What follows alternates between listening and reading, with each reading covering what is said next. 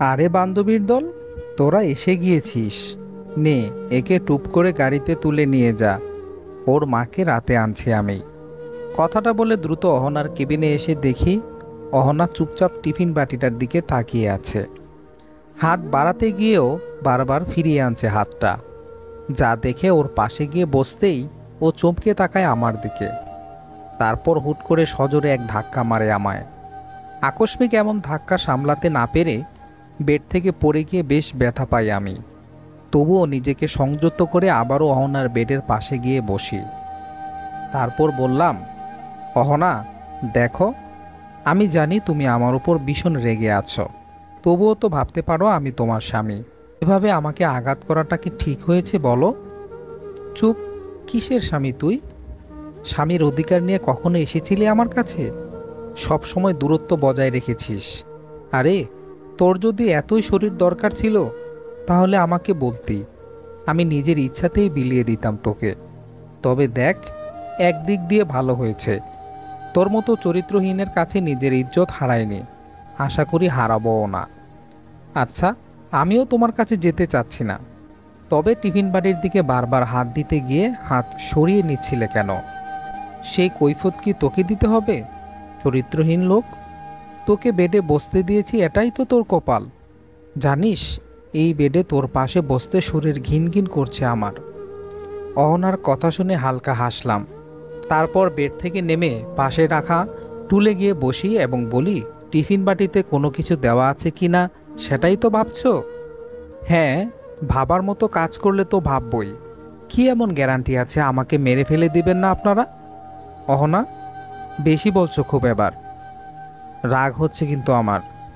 হা হা হা। তোর আবার রাগ হয়? আগে তো জানা ছিল না। আরে, তোর রাগ হলে তোর মা, বোন, এমনকি খালা আমাকে মারতে সাহস পেত না। আমার বাবা যে মহিলার সামনে মিনমিন করতো সব সময়, সেই মহিলা একবার আমার চুল ধরেছিল বলে সেই বাবাই বাঘের মতো ছুটে এসে তাকে দিয়েছিল কষে এক থাপ্পড়, আর বলেছিল জীবনে যেন আমার চুলে হাত না দেয়। আর দেখুন, সেই মহিলা কখনোই হাত দেয়নি এরপর থেকে আমার চুলে।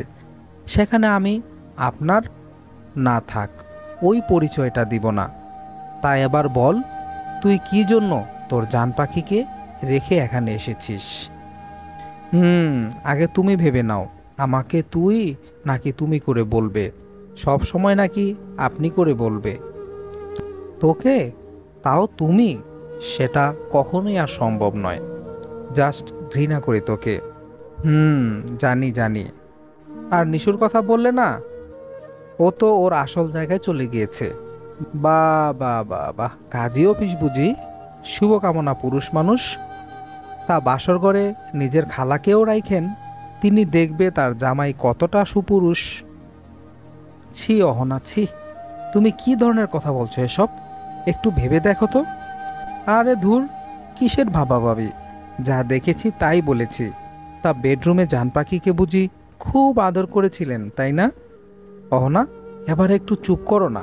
টিফিন বাটিতে কি আছে জানি না, ওটা খেতেও হবে না তোমাকে। আমি তোমার জন্য খাবার কিনে আনছি, তুমি একটু অপেক্ষা করো। আর উল্টাপাল্টা এসব চিন্তাভাবনা একদম বাদ দাও। কথাটা বলে কেবিন থেকে বের হয়ে সোজা রত্না আন্টির চেম্বারে গিয়ে দেখি তিনি বসে আছেন। আমাকে দেখে তিনি হেসে বললেন, আরে তৌফিক, কোনো সমস্যা? না আন্টি, তবে একটা কথা বলার ছিল। হ্যাঁ, বলে ফেলো। আপনি আমার অনুমতি না নিয়ে আমার মাকে ফোন করে কেন বলেছিলেন আমরা এই এই হসপিটালে? ইয়ে, না মানে ভাবলাম তুমি জানাওনি হয়তো, তাই বলেছিলাম। এরপর থেকে আর ভুল করো না আন্টি, তাদের কিছু বলতে যেও না, এগুলো পার্সোনাল বিষয়, নিজের পরিবারকেও বলতে চাই না।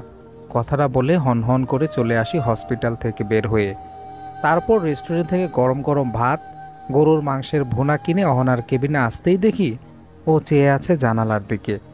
চুপচাপ ওর পাশে গিয়ে বসতে নিলেও অবশেষে টুলে গিয়ে বসি। তারপর বললাম, এই যে মিস অহনা, এভাবে জানালার দিকে তাকিয়ে থাকলে পেট ভরবে কি? এদিকে আসুন, খাবার এনেছি আপনার জন্য। অহনা মুখ ফিরিয়ে ঘুরে বসে আমার দিকে তাকালো। তারপর বলল, তোকে আমার সহ্য হচ্ছে না এখন, আর তুই হলি নিকৃষ্ট পুরুষ। তোকে আমি ছেড়ে দিব, খুব তাড়াতাড়ি ছেড়ে দিব। তবে একটা বিষয় আমি বুঝে গেছি, আমার পালিয়ে আসা উচিত হয়নি। ওই বুড়োটাকে বিয়ে করে নেওয়া উচিত ছিল। অন্তত তোর থেকে বেশি ভালো থাকতাম। হা হা হা, সেটা তো হয়নি। বউ হয়েছে এখন আমার। এখন ওসব কথা না বলে চুপচাপ খাবার এনেছি, খেয়ে নাও তো। খাবো না আমি তোর আনা খাবার। তুই খা, একাই খা। বুঝেছি, তোমাকে এবার আর বেশি মাথায় তোলা যাবে না। কথাটা বলে অহনাকে চেপে ধরে গিয়েও থেমে যাই আমি। আবারও টুলে বসে বলি, আমার ওপর রাগ বাসায় গিয়ে দেখিও। এখন অন্তত খেয়ে নাও। বুঝতেই তো পারছো তোমার এখন শক্তি প্রয়োজন গায়ে। হুম, তাই তো। খাবারের ওপর রেগে লাভ কি? আর তোর ওপর ঘৃণা? হা হা হা, সেটা নেই। যা আছে শুধুই ঘৃণা। বুঝেছি আমি। আমার একটা ভুলই তোমার মনে আমার জন্য ঘৃণা সৃষ্টি হওয়ার কারণ। অহনা শুনেছে কিনা জানি না, তবে ও গরম ভাত সাথে মাংস দিয়ে তৃপ্তির সাথে খেয়ে নেয়। আর আমি চেয়ে চেয়ে দেখি। অহনা খাওয়া শেষ করে আমার দিকে তাকিয়ে বলে, কী রে, এভাবে কাওয়ার মতো চেয়েছিলি কেন আমার দিকে? জীবনে মেয়েদের খাওয়া দেখিসনি? ও সরি, তুই তো আবার মেয়েদের শুধু খেয়েছিস। অহনা, আমি এবার চিৎকার দিয়ে বললাম। অহনা বলল, এই, একদম চুপ। এটা হসপিটাল, কোনো চৌধুরী বাড়ি নয় যে গরুর মতো চিৎকার করবি। আর শোন, আমার পিরিয়ড চলছে জানিসই, তবে প্যাড আনিসনি কেন? আমি বললাম, ভুলে গিয়েছিলাম, আনবো এখন গিয়ে? অহনা বলল, না, আর আনতে হবে না। চলে যাব আমি এখান থেকে। নিয়ে চল আমায় তোর বাড়িতে, যত দ্রুত পারি। তোকে আমি। বাকিটা বলার আগেই আমি টুপ করে অহনার ঠোঁটে ঠোঁট ডুবিয়ে দেই। হঠাৎ আমার এমন স্পর্শে অহনা স্ট্যাচুর মতো নীরব হয়ে যায়। ওর ঠোঁট ছেড়ে দিতেই দেখি ওর চোখে পানি। ইস, এমন সময় এটা করা উচিত হয়নি আমার। ভেবে হাত বাড়িয়ে চোখের পানিটা মুছে দিতে যাব, তখনই অহনা নিজেই দ্রুত তার হাত দিয়ে চোখের পানিটা মুছে নিয়ে বলে, বাহ, শুরু হয়ে গেছে লুচ্চার লুচ্চামে। বল, এখানেই খুলে দেই সব কিছু তাহলে। আমি বললাম, এটা বাড়ি নয় মিস, এটা হসপিটাল, তাই এখন এতটুকুই। কথাটা বলে কেবিন থেকে বেরিয়ে আসতে যাব, অমনি অহনা বলে ওঠে, এখানে ভালো লাগছে না, আমার দম বন্ধ হয়ে আসছে। এখান থেকে নিয়ে চল আমায়। বাসায় নিতে পারবো না এখন। 6 দিন পর রিলিজ দেবে, তখন নিয়ে যাব। বুঝলাম, এই 6 দিন বুঝি নিশুর সাথে বাসর করবেন মিস্টার তৌফিক চৌধুরী? অহনা, বেশি বলো না, ধৈর্য ধরেছি অনেক। তাই বলে যা নয় তাই বলবে? হ্যাঁ, বলবো, 100 বার বলবো। কি করবি তুই আমার, শুনি? তা এখন বল, কোথায় যাচ্ছিস তুই? নিশ্চিত কোনো হোটেলে বা ফ্ল্যাটে? আরে কি বলি আমি, যে ছেলের মা বোন খালারই চরিত্র ভালো নয়, সেখানে তোকে হোটেল বা ফ্ল্যাটে যেতেই বা হবে কেন? বাসায় নিশু অপেক্ষা করছে বুঝি, তাই না?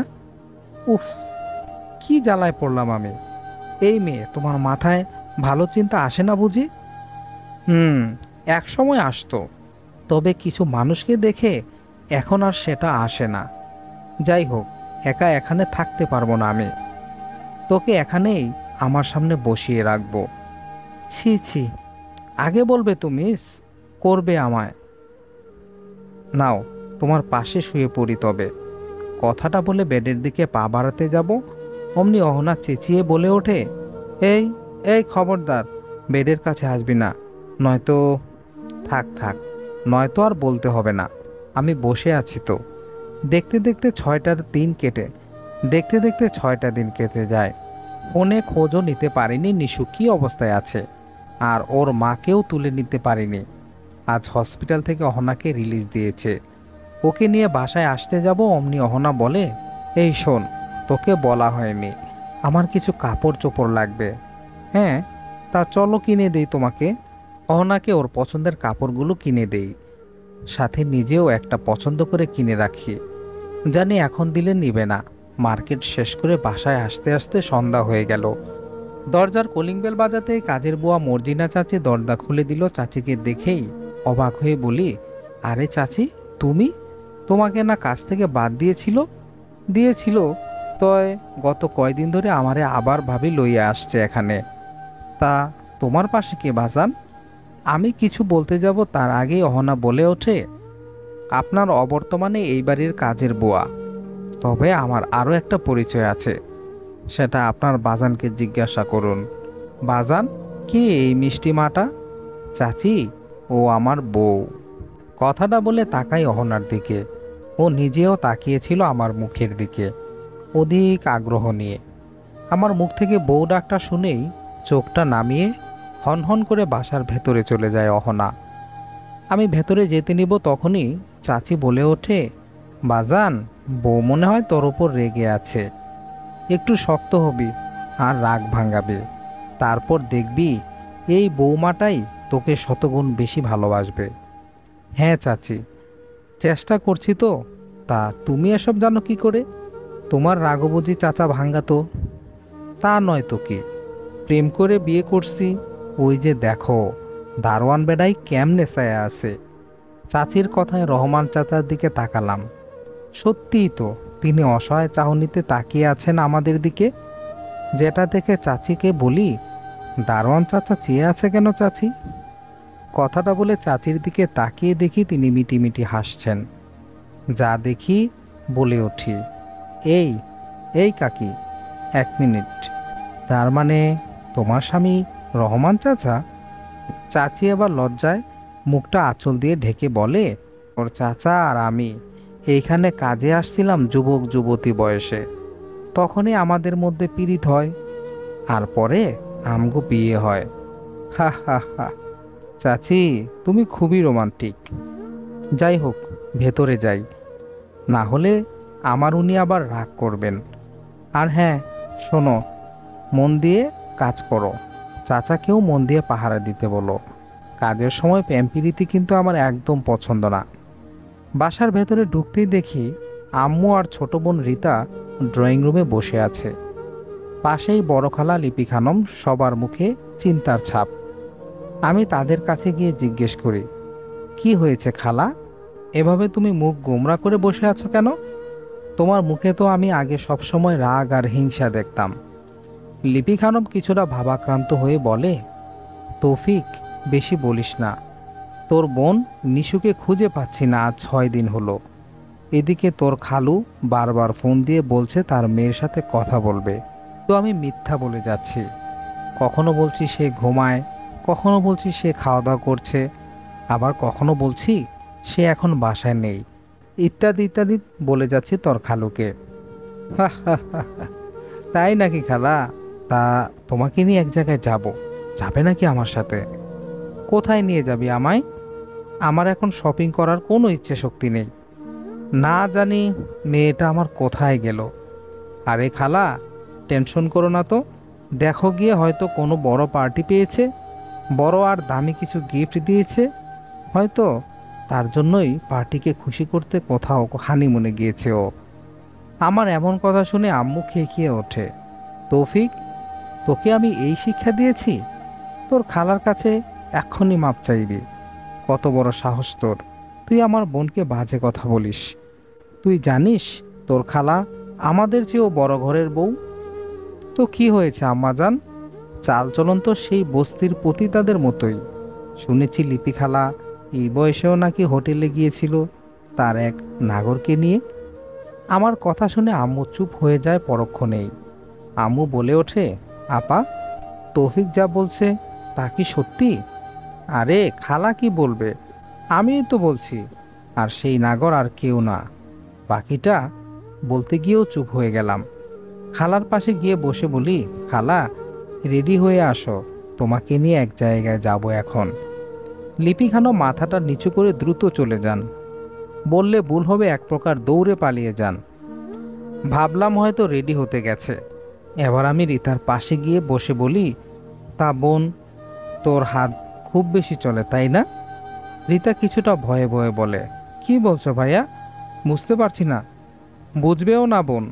শোনো একটা কথা, তোমার বিবাহ তুমি নিজেই করে নিয়েছো, সংসারও করছো। তাই বলি এই তো না বছরের 12 মাসের 11 মাস তুমি বাবার বাসায় থাকবে আর একটা মাস স্বামীর সাথে দূরে কোথাও হানিমুন করে ঘুরে বেড়াবে। ভাইয়া, তুই আমার বড়, তাই সম্মান দেই। তাই বলে আমার পার্সোনাল বিষয়ে নাক গলাবি না। মা, তোমার ছেলেকে সাবধান করে দাও। রেনু খানম এবার বেশ রেগেই বললেন, তৌফিক, তুই কিন্তু বড্ড পরিবর্তন হয়ে গেছিস। তোর বোন এখান থেকেই সংসার করবে। তা তোর কি? তোর টাকায় খায় নাকি আমার মেয়ে? হা হা হা। তো কার টাকায় খায় আম্মা জান? আপনি কি ভুলে গেছেন বাবা হজে যাওয়ার আগে সব কিছু লিখিয়ে দিয়েছেন আমায়?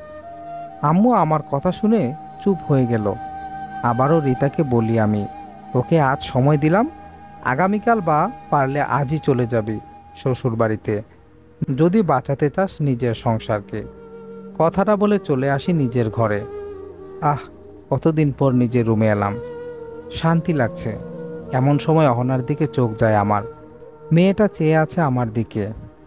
ওকে দেখে বলি, এই যে মেয়ে, এভাবে তাকিয়ে আছো কেন আমার দিকে? চুপ, তোর কোনো সমস্যা? আমার ইচ্ছে হয়েছে তাই তাকিয়ে আছে। হা হা হা। বারে, আমার দিকে তাকিয়ে থাকবে আর আমার সমস্যা হবে না, তা কি হয় বলো? চুপ কর তো, তুই বেশি কথা বলবি না একদম। এখন শোন, গোসল করতে যাব আমি, তুই রুমেই থাকবি। বিশ্বাস নেই তোকে, না জানি আবারও নিশুর কাছে চলে যাস। হুম, গেলেই বাকি। তুমি তো এখন আমায় একদম ঘৃণা করো, আর কিছুদিন পরে নাকি ছেড়েও চলে যাবে। এই, চুপ। তোকে আমার ইচ্ছে হলে ছাড়বো, না হলে ছাড়বো না। তবে তার আগে তোকে মানুষ তো বানাই। বাকিটা বলার আগেই অহনাকে নিজের কাছে টেনে নিয়ে আসি, আর অহনা ছাড়া পাওয়ার জন্য হাত পা ছোড়াছুড়ি করতে থাকে, যা দেখে কিছুটা জোরেই চেপে ধরি আমি। তারপর ওর কানের কাছে মুখটা নিয়ে ফিসফিস করে বলি, শোনো মেয়ে, তুমি আমার বধূ। তোমার মুখ থেকে তুই শব্দটা শোনার জন্য বিয়ে করিনি তোমাকে। তোকে বিয়ে করতে বলেছিলাম নাকি আমি? এই, চুপ। আর একবার যদি তুই করে বলছো, সত্যি সত্যি তখন আমি বাসর করে ফেলবো। এতদিন তোমাকে স্পর্শ করিনি বা স্বামীর অধিকার নিয়ে তোমার কাছে আসেনি বলে হসপিটালে যা খুশি তাই বলেছিলে আমাকে। এখন কিন্তু বাসায়, তাও নিজেদের বেডরুমে, দরজাটাও লাগানো আছে, চাইলেই বাসর করে ফেলতে পারি। হা হা হা। তুই বাসর করবি? আরে, আমি সুযোগ দিলে তো করবি। তোমার সুযোগ দেওয়ার আশায় বসে থাকলে তো, এখন যেমন জোর করে কোলে বসিয়ে রেখেছি, তখনও জোর করে বিড়াল মারব। Mind it. কথাটা বলে অহনার কাঁধে চুমু খেতেই ও কেঁপে ওঠে। নিজের গরম নিঃশ্বাস ওর কাঁধে ফেলতে দারুণ এক অনুভূতি হচ্ছিল আমার। আর বউ অহনাও চুপ করেছিল তখন, কিন্তু সেটা স্থায়ী হলো না বেশিক্ষণ। দরজায় কেউ নক করতেই অহনা ছুটে চলে যায় বাথরুমে, আর আমি গিয়ে দরজা খুলে দেখি দরজার সামনে খালা দাঁড়িয়ে আছে। খেয়াল করে দেখলাম খালা টাইট টি শার্ট আর জিন্স পরে আমার সামনে দাঁড়িয়ে। দেখতে খুবই বাজে লাগছিল। মনে মনে বলতে লাগলাম, হায় রে বুড়ি, তোর বয়স হলো কিন্তু তেজ কমলো না। চল, তোর শরীরে কত তেজ বের করে ফেলবো আজ। আমাকে চুপ করে থাকতে দেখে খালা বলে উঠলেন, একি রে, চেয়ে আছিস কেন আমার দিকে? আমাকে বুঝি দারুণ লাগছে আর হট লাগছে? খালা, লাগছে তো। তবে ভাবছি, তোমার মেয়ে নিখোঁজ, অথচ তুমি কামিনী রূপে তাকে খুঁজতে যাচ্ছ। আরে বলিস না, তোর সাথে নিশুকে খুঁজে একটা ডেটে যাব। এখন চল তো যাই। আমি হাসলাম খালার কথা শুনে, আর মনে মনে বললাম, তোমার ডেট করার মতো অবস্থা রাখলে তো তখন করবে। কথাটা বলে টি শার্ট আর প্যান্ট পাল্টিয়ে বাথরুমের কাছে গিয়ে বললাম, অহনা, আমি একটা কাজে বাইরে যাচ্ছি, ফিরতে লেট হবে।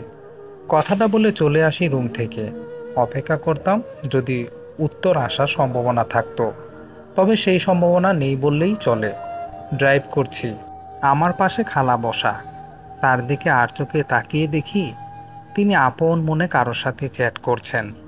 সেদিকে আর নজর না দিয়ে চলে আসি লোকালয় থেকে অনেকটা দূরে, নিজের বাংলোতে। গাড়ির শব্দ পেতেই বাংলো থেকে বেরিয়ে আসে জেনি। আমাকে দেখেই জেনি ছুটে এসে জড়িয়ে ধরতে নিবে, অমনি ওকে বাধা দেই আর বলি, জেনি বোন, ভুলেও জড়িয়ে ধরতে আসিস না আমাকে। তোর ভাবি যদি তোর পারফিউমের গন্ধ পায় তবে খেয়ে দিবে আমায়।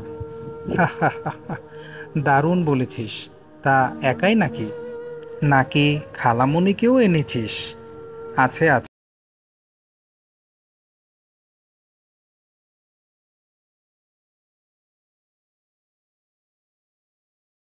কি বলিস এইসব? এই বয়সেও বয়ফ্রেন্ড? আমি কি করলাম তবে রে? কোনো বয়ফ্রেন্ড জুটলো না আমার কপালে। চুপ কর তো, ভেতরে যা, আমি আনছি ওকে। জেনি চলে যায় আবারও বাংলোর ভেতরে। আর আমি গাড়ির দরজা খুলে খালাকে বলি, আরে খালা, আর কত নাগরের সাথে লুতুপুতু করবে? এবার তো বের হও গাড়ি থেকে, আমরা তো চলে এসেছি। হঠাৎ আমার এমন কথা শুনে খালা দ্রুত ফোনটা নিজের ব্যাগে রেখে বলে, কি বলছিস এইগুলো তৌফিক? তুই কি পাগল হয়ে গেছিস? নাগর শব্দটা কত বাজে জানিস না তুই? হলেও বাকি, তুমি যে 48 বছর বয়সেও নাগর জোটাতে পেরেছ, তাতে তো আমি পুরাই অবাক। তুই অনেক বেশি বলছিস তৌফিক। তুই কি করতি মনে আছে আমার মেয়ের সাথে? কি করতাম শুনি? কি করতি মানে? আমি নিশুকে তোদের বাড়িতে নিয়ে আসলেই তুই নিশুকে চিপায় নিয়ে যেতি, ছাদে নিয়ে গিয়ে নিজের দেহের ক্ষুধা মেটাতি। আমি এসব কি জানতাম না মনে করেছিস তুই? হা হা হা। প্রথম যখন ওসব করতে দেখেছিলে, বারণ করনি কেন? বারণ করলে বা শাসন করলেই তো আমরা আর ওসব করতাম না। তাছাড়া তোমার মেয়েকে দিয়ে তো তুমি ব্যবসা করেছ, চামড়া বিক্রির ব্যবসা। মানে? হা হা হা হা। চলো ভেতরে চলো, তোমাকে সব খুলে বলছি। কথাটা বলে লিপির হাত ধরে জোরে এক টান মেরে বের করে আনি গাড়ি থেকে। তারপর টেনে হিঁচড়ে বাংলোর ভেতরে নিতে যাব, অমনি লিপি খানম চিৎকার করে ওঠে, কে আছো? বাঁচাও, আমাকে বাঁচাও। হা হা হা হা। তোকে কে বাঁচাবে বল? কেউ নেই এখানে। চল ভেতরে চল, তোর মেয়েকে দেখবি না? মেয়ের কথা শুনে লিপি খানম আরও চিৎকার করতে থাকে, আর ভয়ার্ত চেহারা নিয়ে আমার দিকে তাকিয়ে বলে, তুই তুই নিশুকে এখানে তুলে এনেছিস? জি, জি খালা। সেই দিন আমার বউয়ের সামনে কিস করা, জড়িয়ে ধরার শাস্তি তো তাকে দিতেই হবে, তাই না? কথাটা বলে খপ করে পকেট থেকে একটা রুমাল বের করে লিপি খানমের মুখে চেপে ধরতেই তিনি মাটিতে লুটিয়ে পড়েন। এমন সময় জেনে এসে দাঁড়ায় আমার পাশে আর বলে, তুই ভেতরে যা, আমরা ভেতরে নিয়ে আসছি ওকে। জেনির কথা শুনে বাড়ির ভেতরে ঢুকতেই দেখি নিশু চেয়ারের সাথে বাঁধা, হাতে পায়ে আর মুখে অসংখ্য আঘাতের চিহ্ন। আমাকে ভেতরে ঢুকতে দেখেই নিশু মলিন হেসে বলে, এসেছিস তৌফিক, তুই এখান থেকে আমাকে মুক্ত করে নিয়ে যা। ওরা আমায় খুব মেরেছে, প্লিজ আমায় তোর সাথে নিয়ে চল। বুকটা কেঁপে উঠল নিশুর এমন করুণ কণ্ঠস্বর শুনে।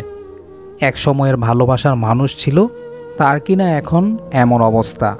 নিজের অজান্তেই চোখ থেকে পানি বের হয়ে গাল বেয়ে পড়ার আগেই মুছে ফেলি আর কঠোর হয়ে বলি, হা হা হা, তোকে নিয়ে যাব ভাবলি কি করে বলতো? তোকে তো এখানে আমিই এনেছি শাস্তি দেওয়ার জন্য। হাসালি তৌফিক, হাসালি আমায়। তুই না আমায় ভালোবাসতি? আচ্ছা, আমাকে এই অবস্থায় দেখে তোর কি একটুও খারাপ লাগছে না? সত্যি বলতে লাগছে কিছুটা। তবে তুই যে অন্যায় করেছিস সেটা কি আর ভুলতে পারি আমি?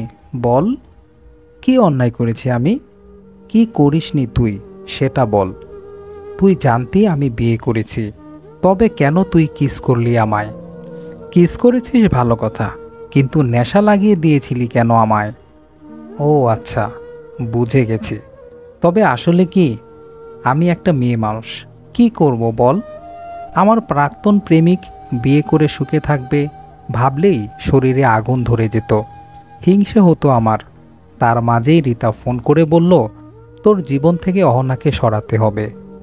তাই তো আবারও ফিরে এসেছিলাম তোর জীবনে। হা হা হা।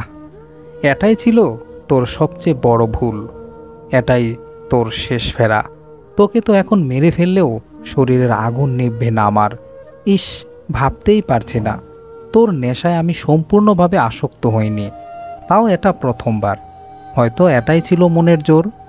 মনে প্রাণে চেয়েছিলাম অহনা কিছু বলুক, ছুটে এসে আমাকে তোর কাছ থেকে কেড়ে নিয়ে যাক, কিন্তু আসলো না। আর আমি কি না তোকে রুমে নিয়ে বুকের উপর রেখেছিলাম, সাথে এই সুযোগে তুই অর্ধনগ্ন হয়েও গিয়েছিলি। আসলে আমার নেশায় তোকে প্রথমবার মাতাল করতে পারেনি সেই দিন। ইস, নিজেকে মেয়ে ভাবতেই লজ্জা করছে আমার। জীবনের প্রথম কোনো ছেলেকে আমার নেশায় মাতাল করতে পারিনি আমি। থাক, বাদ দে সব। এবার তোর মায়ের পালা, বুঝলি? তোর সামনেই তোর মাকে এমন সাইজ করব যে জীবনেও আর কারো গায়ে হাত বা পা দেওয়া তো দূরের কথা, চিন্তাও করবে না। এমন সময় জেনিসহ কয়েকটা মেয়ে লিপি খানমকে পাজাকুল করে নিয়ে এসে চেয়ারের সাথে বেঁধে দেয়। তারপর জনি বলল, তৌফিক, এ কি খায় রে? উফ, এত ভারী, একে তুলতে জান বেরিয়ে যাচ্ছিল আমাদের। আরে কি আর খাবে, বহু পুরুষের মধু খেয়ে বেরিয়েছে আর নিজের ওজন বাড়িয়েছে। যা, গরম পানি এনে ছিটিয়ে দে ওর মুখে। বলতে দেরি, জেনির গরম পানি এনে লিপির শরীরে ছুঁড়ে মারতে সময় লাগেনি। গরম পানি লিপি খানমের শরীরে লাগতেই চিৎকার করে ওঠে, ছটফট করতে থাকে। যা দেখে আমি হাসতে হাসতে বলি, আরে লিপি খানম, এভাবে ছটফট করছো কেন?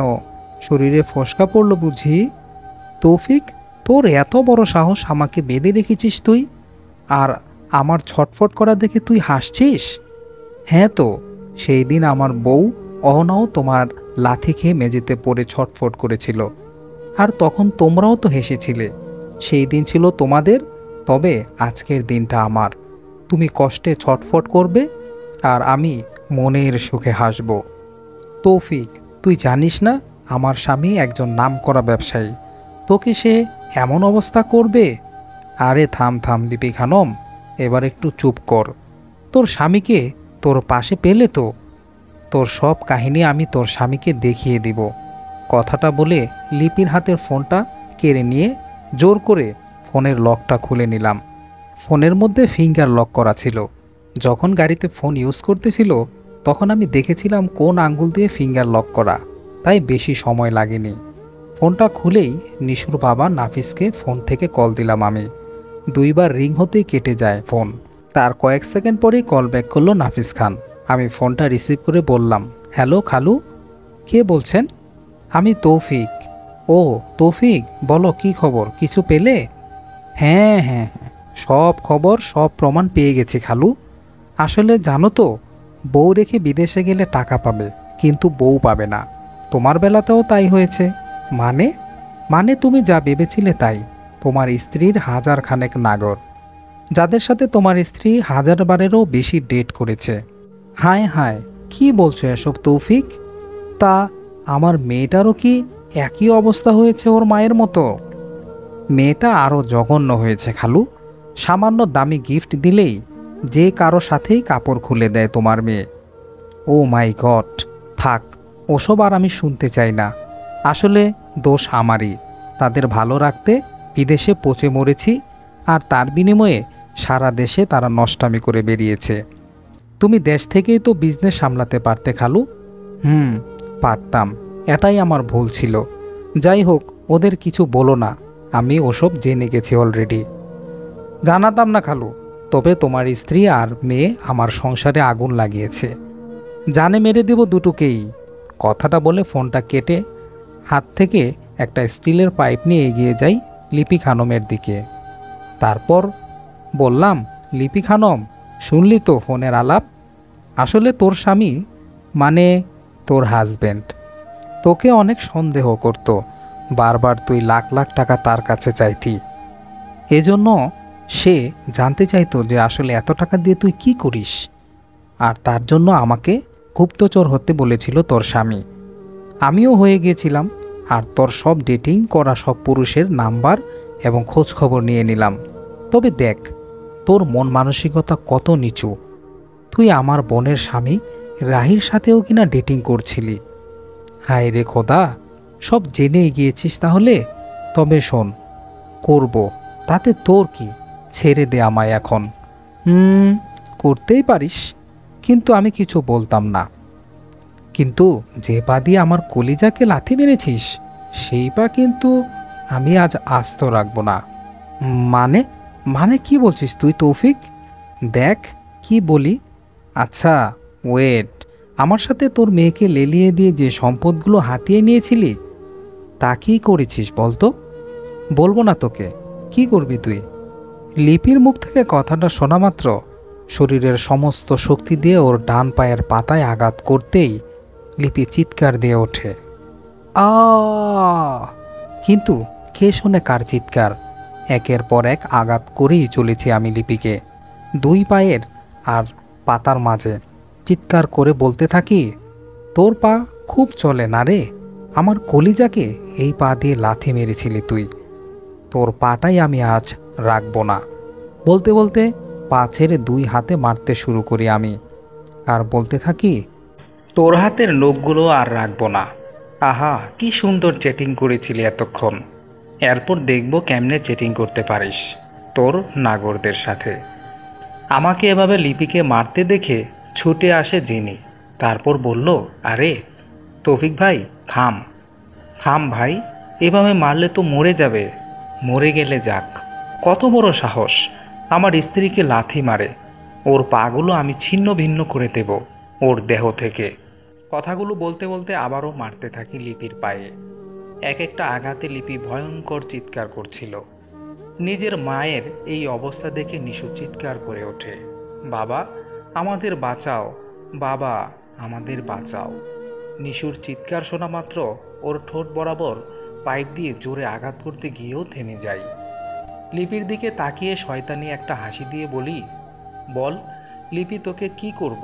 মেরে দিব নাকি ছেড়ে দিব? আর মারিস না তৌফিক, আর মারিস না, আমি আর সহ্য করতে পারছি না, আমাকে আর মারিস না। এতটুকু মার সহ্য করতে পারিস না তাই না? যাই হোক, তোর মেয়েকে আমার সাথে লেলিয়ে দিয়ে যে সম্পদগুলো হাতিয়ে নিয়েছিলি সেগুলো কি করেছিস বল? বলছি বলছি তোকে, আমাকে একটু এক গ্লাস পানি দে, পানি খাবো আমি। এই, কেউ পানি দাও তো ওকে এক গ্লাস। জেনি পানির বোতল লিপি খানমের মুখে ধরতেই লিপি খানম পুরো পানি বোতলটা খেয়ে নিল।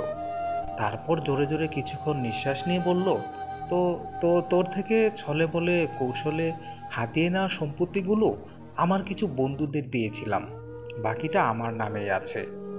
গুড, সেগুলো আমাকে ফিরিয়ে দে এখন, আমি জানি আমার কি কি তোর কাছে আছে। জেনি, পেপারসগুলো নিয়ে আয়, সাইন করে নে এর থেকে। জেনি এগিয়ে নিয়ে আসে কিছু পেপারস, সেগুলো লিপি খানম বহু কষ্টে সাইন করে দিয়ে বলে, এবার ছেড়ে দে আমায়, আমি মেয়েটাকে নিয়ে চলে যাব, আর তোর খালুর কাছে কখনোই ফিরে আসবো না। হা হা হা, তোকে মেরে দিব এবার। তবে বাকিটা বলার আগেই ফোনটা বেজে ওঠে। তাকিয়ে দেখি বাবা ফোন দিয়েছে। দ্রুত ফোন রিসিভ করি আমি। আসসালামু আলাইকুম বাবা। ওয়ালাইকুম আসসালাম। বাবা, আমি এসব কি শুনছি? তুমি নাকি লিপি আপা আর নিশুকে তুলে নিয়ে গেছো? বাবা, এদের খুব সাহস জানো, আমার বউয়ের শরীরে হাত দিয়েছিল ওরা। এই 1 মিনিটে তুমি এসব জানলে কি করে? আরে, নিশুর বাবা নাফিস খান বারবার ফোন দিচ্ছিল আমাকে, আমি মিটিংয়ে ছিলাম, বারবার ফোন দেওয়ায় বিরক্ত হয়ে মিটিং রুম থেকে বের হয়ে ফোনটা রিসিভ করতে তিনি কাঁদতে কাঁদতে তার মেয়ে আর বউকে বাঁচাতে বলল তোমার হাত থেকে। হা হা হা, বাবা ছেড়ে দেই কি করে বলো? তুমি ছেড়ে দাও ওদের বাবা, এটা আমার আদেশ নয়, অনুরোধ। আমি নিশুর বাবার কান্না শুনে বুঝেছি তার মনে সন্তান আর স্ত্রী হারানোর আহাজারি। ঠিক আছে বাবা, দিলাম তাহলে ছেড়ে। তা ওখানকার অবস্থা এখন কেমন? আর অবস্থা, এখানে ভেবেছিলাম সবাই পরিশ্রমী হবে, কিন্তু না, সবগুলো অলস, কোনো কিছুই ঠিক নেই। আমি ধীরে ধীরে সব ঠিক করছি। করতে থাকো বাবা, আমিও এইদিকে ধীরে ধীরে সব ঠিক করছি। একটু কষ্ট করো, আসলে বাসার পরিবেশটা সবচেয়ে খারাপ। তবে বেশি তো কিছু হয়নি, সামান্য একটা বিষয় নিয়ে এভাবে রিয়েক্ট করাটা কি ঠিক? জানি না বাবা। আচ্ছা রাখি তাহলে, এদের মা মেয়েদেরকে হসপিটালে নিয়ে যেতে হবে। ফোনটা রেখে জেনিসহ আরও কয়েকটা মেয়ের সাহায্যে মা আর মেয়েকে হসপিটালে নিয়ে গিয়ে অ্যাডমিট করাই। তারপর নাফিস খানকে ফোন দেই। একবার রিং হতেই রিসিভ করেন তিনি, আর ভয়ার্ত কণ্ঠে বলে ওঠেন, তো তৌফিক, ওদের মেরে ফেলনি তো বাবা? না আঙ্কেল, মারিনি, হসপিটালে অ্যাডমিট করিয়েছি। বাবা, ওদের মেরো না। তোমার স্ত্রীর সাথে ওরা যে অন্যায় করেছে, এতে তোমার যেমন রাগ আর কষ্ট হয়েছে, আমারও কিন্তু হচ্ছে। বাবা, তুমি ওদের মেরো না। আমি জানি লিপি কতটা নিকৃষ্ট কাজ করেছে। মেয়েটাকে দিয়ে তোমায় ফাঁদে ফেলে অনেক কিছু হাতিয়ে নিয়েছে, পরক্রিয়া করেছে, এসব সব কিছুই আমি জানি। কিন্তু দেখো কিছুই বলতে পারিনি, কারণ তোমার খালামণিকে আমি ভালোবেসে বিয়ে করেছিলাম। এতটা ভালোবাসি যে বলে বোঝাতে পারবো না। থাক, আর আপনার ভালোবাসার কাহিনী শোনাতে হবে না। যাকে ভালোবাসেন তাকে আগলিয়ে রাখতে শিখুন। এভাবে ছেড়ে রাখলে কচি ছেলেও সুযোগ নিতে হাত ছাড়বে না। বাবা, আমি বাংলাদেশের প্লেন ধরবো 1 ঘন্টা পর। তুমি শুধু বলো ওরা কোন হসপিটালে আছে। আমি নাফিস খানকে সব ডিটেলস বলে ফোনটা রেখে দিয়ে জেনির দিকে তাকাই। জেনিও আমার দিকে তাকায়। এমন সময় আমি বলে উঠি, জেনি, তোকে শুধু আমি আমার প্রয়োজনেই ব্যবহার করি রে। তুই আমার উপকারেই করে গেলি বারবার। হা হা হা, তুইও কম করেছিস আমার জন্য? আমার স্বামী জয় যে পঙ্গু হয়ে বিছানায় পড়ে আছে, তার সব চিকিৎসা, আমাদের ভরণ পোষণের সব কিছুই তো তুই করছিস। বাদ দে তো ওসব। জয় কিন্তু আমার বন্ধু, সাথে তোর বর, মানে আমার দুলাভাই। এতটুকু তো করতেই পারি। কিন্তু তা তোর তাই বলে সাথের মেরে মেয়েগুলো ফেলবে ওদের? চিনতে পারলাম না। ওরা হলো আমার সহকারী। জানিস, মেয়েগুলোর স্বামী ওদের ছেড়ে গেছে, যাওয়ার জায়গা নেই কোথাও। তাই তোর দেওয়া 2টো ফ্ল্যাটের একটাতে ওদের সবাইকে রেখেছি আমি। এখন শোন, তোর জন্য সারপ্রাইজ আছে একটা। সারপ্রাইজ?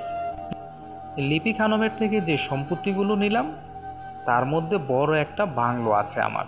ওখানে পুকুর, ফার্ম, সব কিছুর ব্যবস্থা আছে। সেটা শহর থেকে অনেক দূরে। তুই চাইলে ওই বাংলোতে গিয়ে সব শুরু করতে পারিস। তোকে ওই বাংলোটা আমি লিখে দেব। সত্যি বলছিস? জয়ের নাকি শহরের কোলাহল ভালো লাগে না, তাই ওটা দিলাম। যা, খুশি মতো সংসার সাজিয়ে নে।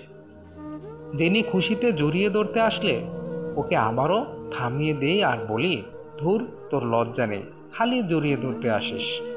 বাসায় গিয়ে স্বামীকে জড়িয়ে ধরিস। এখন যাই আমি, তোমরাও যাও সবাই। জেনিদের থেকে বিদায় নিয়ে চলে আসি বাসায়। বাসায় আসতেই চমকে উঠি আমি নিজের বড় ভাই আর ভাবিকে দেখে। সবচেয়ে বেশি অবাক হই নিজের মা আর বোনকে বড় ভাইকে কান পরা দিতে দেখে। মা বড় ভাই তামিম চৌধুরীকে বলছেন, বাবা, বাবারে, তুই এসেছিস? হ্যাঁ মা, তুমি এতগুলো বছর পর ফোন দিলে আর আমি না এসে পারি? বাবা, আমায় মাফ করে দিস তুই। তোকে আমি বের করে দিয়েছিলাম। আসলে বুঝিনি তুই আমায় শুধু ভালোই বাসিস। আর ওই যে দেখ, ছোট চৌধুরী সাহেব আমাকে যা খুশি তাই বলে অপমান করে। আম্মুর কথা শুনে বড় ভাই কটমট চোখে আমার দিকে তাকায়। তারপর ছুটে এসে আমার টি শার্টের কলারটা চেপে ধরে বলে, শালা, তোর খুব তেজ না রে? আমার মাকে তুই যা খুশি তাই বলিস। তোকে আমি। বাকিটা বলার আগেই হাতের ইশারায় তাকে চুপ করতে বলি। বড় ভাই, তুই। তাই এই আচরণটা আমি স্বাভাবিকভাবে নিলাম। যাই হোক, টি শার্টের কলার ছাড়, নয়তো তোর মুখ আর মুখ থাকবে না। বড় ভাই আমার কথা শুনে ধীরে ধীরে কলারটা ছেড়ে দেয় আর আমি কলারটা ঠিক করে নিতে নিতে বলি, তোর গালে দাগটা এত বছর পরেও আছে রে ভাই।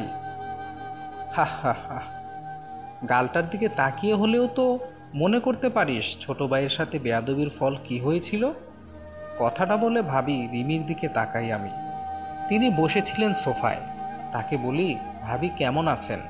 হ্যাঁ, ভালো আছি। আমাকে জিজ্ঞেস করবেন না কেমন আছি আমি? তোকে জিজ্ঞেস করব কেন? আমার বউ তুই, কেমন আছিস? আর ভাবি কাকে বলছিস? আমি তোর ভাই না? ত্যাগ করেছি তোকে আজ 6টা বছর ধরে। হা হা হা। ভালো ভালো, এসেছিস যখন খেয়ে যাস। আমি তো আর কিপটা না যে 2টা টাকা খরচ করব না তোদের জন্য। তামিম চৌধুরী আমার কথা শুনেই রেগে গর্জে উঠতে গিয়েও থেমে যায়। তারপর আম্মু রেনু খানমের পাশে গিয়ে তার হাত 2টা ধরে বলে, আম্মু, তুমি আমাকে ক্ষমা করে দাও। হ্যাঁ, দিয়েছি তো তোদের ক্ষমা করে বাবা, নয়তো কি আর ফোন দিতাম? এমন সময় রিতাও বলে ওঠে, হ্যাঁ ভাইয়া, তোমাকে আমরা দুইজন ক্ষমা করে দিয়েছি, প্লিজ তুমি আমাদের ক্ষমা করে দাও। আরে কি যে বলিস বোন, তোকে আমি কত ভালোবাসি জানিস? হ্যাঁ জানি ভাইয়া, কিন্তু আমার আরেক ভাই জানো আমায় বাসা থেকে বের করে যেতে বলেছে। তুমি আমাকে আর মাকে প্লিজ তোমার সাথে নিয়ে চলো না। হ্যাঁ তোদের নিতে এসেছি বোন আমি। মা, যাবে আমার সাথে তুমি?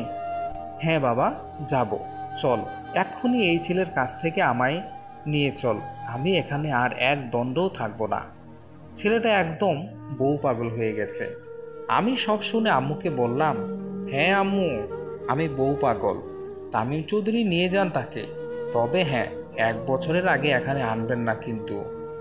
চুপ কর তুই তৌফিক চৌধুরী, আমাকে কি তোর ছোট লোক মনে হয়? আমার মাকে আমি আর এখানে আসতেই দিব না। আমার ছেলে মেয়ের সাথে আমার মা বাবা বাকিটা জীবন হেসে খেলে কাটাবে। ভাইয়ের কথার মাঝেই চোখ যায় ভাবি রিমির দিকে। তিনি কটমট চোখে তাকিয়ে আছেন ভাইয়ের দিকে। যা দেখে মনে মনে বলে উঠি আমি, এই তো আম্মু, খেলা জমে উঠেছে। যাও না বড় ছেলের কাছে, বুঝবে তার বউ কতই না ভালো। কিছুক্ষণের মধ্যেই আম্মু আর রিতাকে নিয়ে বাসা থেকে বের হয় বড় ভাইয়া আর ভাবি। আমিও পেছন পেছন যাই। তারা সবাই গাড়িতে উঠে পড়ে এমন সময় বড় ভাই বলে ওঠে, তোর বাবাকে বলিস আর যেন স্ত্রীকে নিতে না যায়। ভাগ করে নিলাম আমি, নিজের মাকে আর তোকে দিলাম তোর বাবাকে।